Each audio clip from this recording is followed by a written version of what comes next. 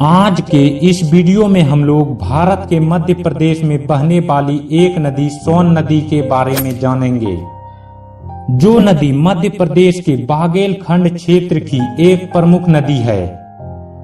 तो दोस्तों, पूरी जानकारी के लिए वीडियो को पूरा देखें और चैनल को सब्सक्राइब और वीडियो को लाइक जरूर करें। तो चलिए शुरू करते हैं। सोन नदी मध्य प्रदेश में बाघेल राजाओं की राजधानी रीवा रियासत इसी सोन नदी के किनारे स्थित है। और दोस्तों, ये एक सदा नीरा नदी है, यानी कि सदा बहने वाली नदियों में से एक। अगर दोस्तों हम लोग सोन नदी के उद्गम स्थल की बात करें तो इस नदी का उद्गम मध्य प्रदेश के अनूपपुर जिले की विंध्याचल पर्वत श्रृंखला की अमरकंटक से हुआ है। अगर दोस्तों हम लोग सोन नदी की लंबाई की बात करें तो यह नदी अपने उद्गम से निकलकर 784 किलोमीटर तक का सफर तय करती है।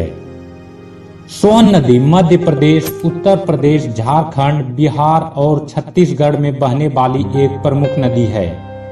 सोन नदी मध्य प्रदेश की तीसरी सबसे लंबी नदी है और यह नदी यमुना नदी के बाद गंगा नदी की दूसरी सबसे बड़ी सहायक नदी है।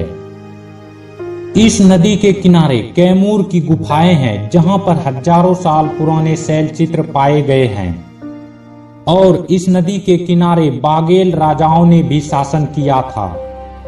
सोन नदी अपने उद्गम से लेकर 5 राज्यों से होकर बहती है और यह नदी 784 किलोमीटर का सफर तय करने के बाद बिहार के पटना जिले के दीनापुर के पास में मनेर नामक स्थान पर गंगा नदी में समाहित हो जाती है और आगे चलकर गंगा नदी भी बंगाल की खाड़ी में गिरती है।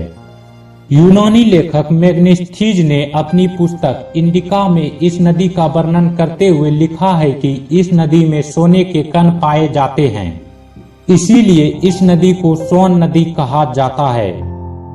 पुराणों में इस नदी को सोनभद्र कहा गया है, साथ ही अग्नि पुराण में भी इसका वर्णन मिलता है। इसके अलावा कुछ लोगों का कहना है कि इस नदी का नाम सोन नदी इसीलिए पड़ा क्योंकि इस नदी की बालू रेत पीले रंग की है, जो बिल्कुल सोने की तरह चमकती है। तो दोस्तों, आज इतना ही। अगर आपको यह वीडियो अच्छा लगा हो तो कमेंट बॉक्स में जरूर बताएं। तो चलिए अब